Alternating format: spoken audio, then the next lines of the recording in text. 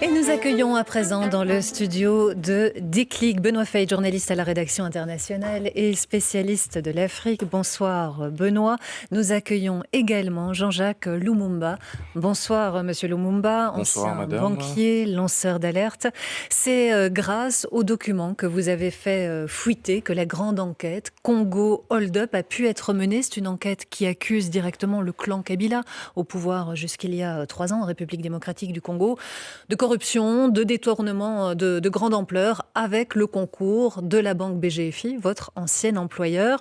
Vous êtes, Jean-Jacques Lumumba, le petit-neveu de Patrice Lumumba et comme lui, vous êtes un homme de combat. Vous allez nous en parler dans un instant, mais on va d'abord peut-être faire un petit point avec vous, Benoît, sur cette grande enquête, Congo Hold-up, ses tenants, ses aboutissants, pour bien savoir de quoi on parle ce soir. Tout à fait, Julie. Bien, Congo Hold-up, c'est en fait le nom qui a été donné à une vaste enquête journalistique menée par le réseau européen des journalistes d'investigation sur des faits de corruption, vous l'avez rappelé, en République démocratique du Congo. Des révélations obtenues grâce à la plus grande fuite de données jamais réalisée en Afrique. On parle de plus de 3,5 millions de documents obtenus par la plateforme de protection des lanceurs d'alerte en Afrique pour mener cette enquête. Alors, à la base de ces fuites, on retrouve notamment Jean-Jacques Lumumba, vous l'avez rappelé, qui était cadre financier à la banque BGFI à Kinshasa, avant de devenir le lanceur d'alerte le plus célèbre aujourd'hui du continent africain. En 2016, Jean-Jacques Lumumba révèle des opérations douteuses qui transitent par la banque qu'il emploie, la BGFI. Il s'avère rapidement que cette banque est au cœur d'un vaste montage financier organisé par des proches du président congolais de l'époque, Joseph Kabila, leur permettant de détourner de l'argent public à des fins d'enrichissement personnel. S'en suivra une enquête approfondie, ce fameux dossier Congo Hold-up, rendu public à la fin de l'année dernière, qui a démontré l'ampleur des détournements de fonds. On parle de sommes assez faramineuses, de plus de 120 millions d'euros au bas mot, un véritable pillage des caisses de l'État, réalisé notamment grâce à la complicité de banques occidentales. Un véritable scandale lorsque l'on connaît l'état de la misère qui frappe l'immense majorité de la population congolaise qui vivent pour la plupart avec moins de $2 par jour. Et c'est évidemment important de le rappeler. Alors, Jean-Jacques Lumumba, ces révélations, est-ce qu'elles ont fait bouger les lignes au Congo? Est-ce que la justice a donné suite à ces révélations? Vous savez, nous sommes aussi dans l'expectative de la justice congolaise aujourd'hui. Elle a vite réagi, ce qui est une bonne chose par rapport à ce qui s'était passé à l'époque de Joseph Kabila. Mais jusque-là, vous savez, elle traîne les pieds quand même et on ne connaît pas ce qui va se passer demain. Mais ce qui nous réjouit aujourd'hui, c'est qu'en 2016, quand j'avais fait ces révélations, beaucoup n'y avaient pas cru, ou ceux qui avaient cru se disaient « mais qu'est-ce qui va se passer ?» Aujourd'hui, grâce à cet engagement, je peux être au moins fier aujourd'hui de me dire que la République va gagner plus de 42 millions parce que ce qui était nié par la banque il y a des années, ce qui avait été nié par l'État congolais, aujourd'hui et même par la Banque centrale qui avait fait fi des pertes énormes qu'on subissait, la banque a subitement, après la publication de Congo Hold-up, et même avec les enquêtes de l'IGF, grâce à mes révélations, accepté de payer 42 millions. Donc vous comprenez.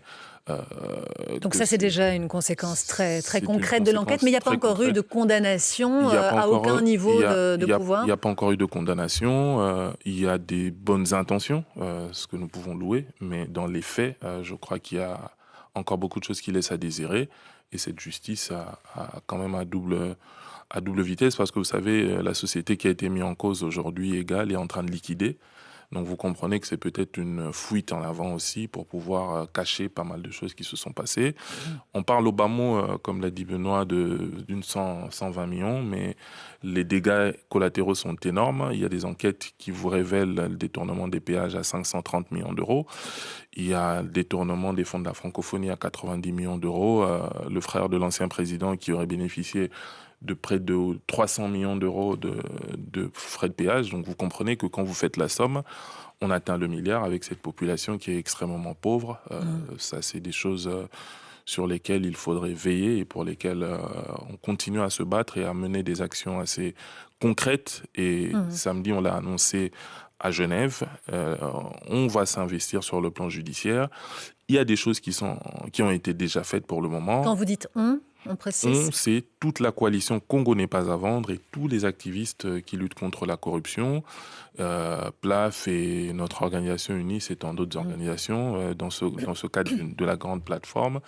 Et on va continuer à s'investir pour que, même si la justice nationale ne réagit pas, que les biens, par exemple, qui sont à l'extérieur, puisse faire l'objet de saisine et que ça puisse bénéficier à la fin au peuple congolais. Joseph Kabila, il n'est plus au pouvoir depuis janvier 2019. Est-ce que les choses ont véritablement changé depuis? Est-ce qu'il y a eu un changement dans les pratiques qui ont été dénoncées précisément à travers ces enquêtes et ces fuites de documents? Vous savez, aujourd'hui, le président de la République actuelle a fait des énoncés de bonnes intentions.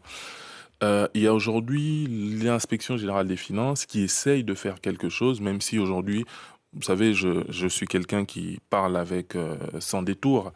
Il y a des actions qui sont faites qui ressemblent un tout petit peu à des actions cavalières télécommandées, ce que je n'apprécie pas aussi. Mais au moins, il y a une inspection générale des finances qui existe et qui commence à agir un peu plus différemment que ce qui a été fait. Mais ce n'est pas encore assez parce qu'il faut aller plus loin. Chacun doit prendre ses responsabilités. La justice doit prendre le relais. Les Congolais, à chaque niveau de responsabilité, les chefs de corps qui peuvent lutter contre la corruption, doivent aussi prendre leurs responsabilités parce qu'il ne suffit pas d'annoncer des choses et de ne pas évoluer derrière. Benoît. On vous entend, Jean-Jacques Lumumba, vous êtes un peu monsieur main propre au Congo aujourd'hui, c'est finalement comme ça qu'on vous connaît, vous êtes le lanceur d'alerte le plus célèbre du continent africain, vous êtes à la base de ces révélations qu'on vient de rappeler. Est-ce qu'aujourd'hui, si vous êtes venu nous rencontrer, c'est aussi pour nous annoncer que vous avez peut-être l'intention de franchir le cap et de quitter la société civile en vous engageant un peu plus dans le monde politique? Est-ce que c'est ça que vous venez nous annoncer aujourd'hui? Vous savez, ce n'est pas un secret. L'engagement que nous menons aujourd'hui, c'est un engagement très fort, qui a des fortes implications politiques. Et je suis dans ce que j'appellerais dans cette auto-insatisfaction, parce que je ne peux pas me satisfaire du peu que j'ai pu apporter à ma nation. Donc j'aimerais demain faire plus.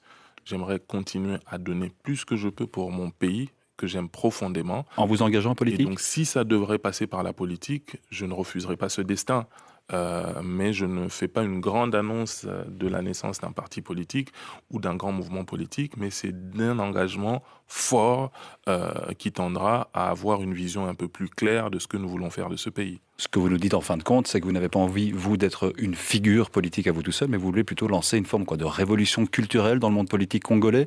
Quelle serait cette révolution culturelle politique que vous attendez? Je crois qu'aujourd'hui, nous devons arriver à une rupture. Et ce système que je critiquerai de façon assez claire, ce système léopoldien avec le Congo, la naissance de l'État indépendant du Congo, le roi Léopold, avec les bévues de la colonisation, a été reproduit systématiquement par tous les régimes qu'il y a eu après la colonisation.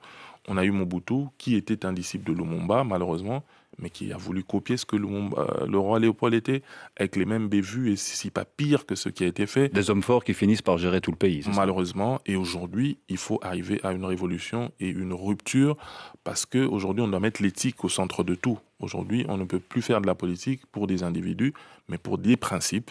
Pour des individus et pour des clans notamment. Et pour des clans, malheureusement. Et je suis quelqu'un qui fustige beaucoup cette tribalisation, ethnisation de la politique congolaise, ce vote régional tribal que j'apprécie pas énormément, parce que c'est cela qui détruit et qui fabrique des hommes forts. Le pouvoir doit arrêter le pouvoir.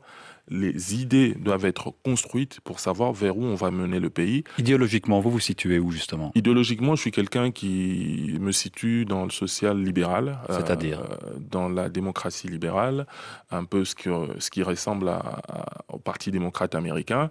On n'est pas des extrémistes de gauche, on n'est pas des extrêmes, j'aime pas déjà les deux extrêmes, mais on doit se situer, avoir une politique un peu plus sociale, mais en ayant une promotion de l'initiative privée, parce que vous savez, un pays ne peut que se développer qu'avec des entreprises privées, des initiatives privées, des PME, des startups, pour pouvoir aider à faire décoller l'économie, mais dans cet encadrement de l'État. Et donc aujourd'hui, ce qui prime au Congo, c'est d'avoir cette vision, mais d'avoir deux thèmes majeurs qui nous préoccupent, c'est de la sécurité et la justice.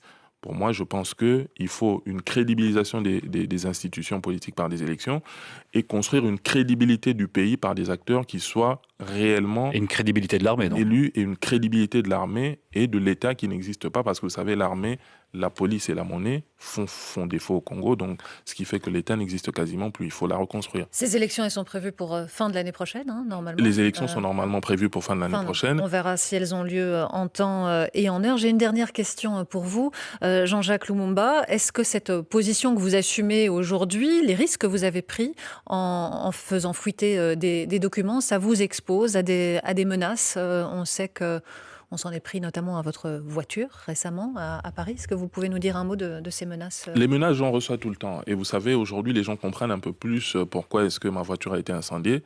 Parce que beaucoup de personnes savaient déjà que l'enquête Congo Hold Up arrivait. Vous savez, on ne peut pas publier une enquête sans que les concernés ne soient contactés. C'était une façon de me faire taire. Mais je pense qu'en voulant m'engager un peu plus pour mon pays, je m'attends à tout. C'est la raison pour laquelle aujourd'hui, mon idée et l'idée de beaucoup de gens qui pensent comme moi, c'est de se dire on ne va pas construire autour de nos personnes, on ne va pas construire autour de ce qu'on est, on va construire sur base des idées parce que demain, Lumumba, Jean-Jacques ne peut ou ne plus exister, mais les idées doivent subsister et on doit construire pour que ceux qui viendront, même dans 2 jours, continuent à se battre pour ça, parce que sans une rupture véritable pour le Congo, nous fabriquerons nos dictateurs, nous allons fabriquer un système qui va se pérenniser et qui malheureusement ne produira pas quelque chose d'important. Une question encore, l'héritage de votre grand-oncle, est-ce que c'est quelque chose qui pèse dans votre combat aujourd'hui? Est-ce qu'il y a une forme de devoir chez vous de poursuivre un combat qui a été entamé avec lui, Patrice Lumumba, héros de l'indépendance? C'est une forme de responsabilité. Je serai